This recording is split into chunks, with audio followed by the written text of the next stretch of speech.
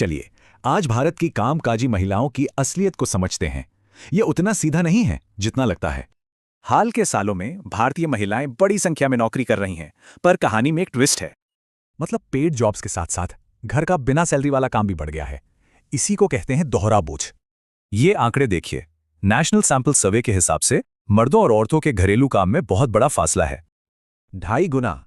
ये असंतुलन उन घरों में भी है जहां पति पत्नी दोनों कमाते हैं। तो इस पूरे अनुभव का कोई नाम भी है?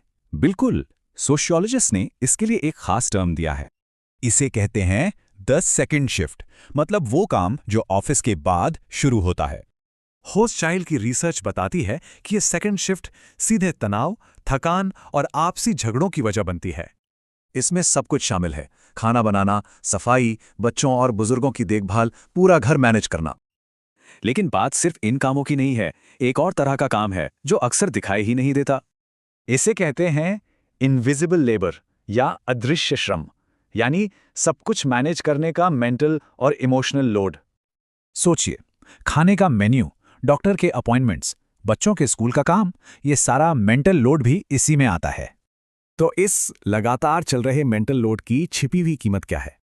इसका नतीजा है कॉग्निटिव ओवरलोड, मतलब दिमाग पर उसकी क्षमता से ज्यादा बोझ पड़ना, जिससे स्ट्रेस बढ़ता है। और रिसर्च इस मेंटल स्ट्रेन को बर्नआउट से सीधा जोड़ती है। इस लगातार ओवरलोड से करियर रुक जाता है, मेंटल हेल्थ पर असर पड़ता है और बर्नआउट होता है।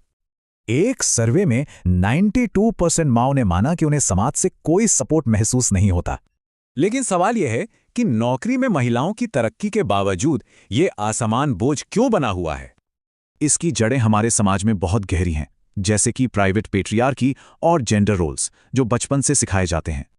खासकर भारत में एक औरत की पहचान अक्सर एक माँ के तौर पर देखी जाती है, उनके प्रोफेशनल सपनों से भी ज्यादा। तो जाहिर है, असली बराबरी सिर्फ कानून बदलने से नहीं आएगी। इसके लिए समाज की सोच बदलनी होगी।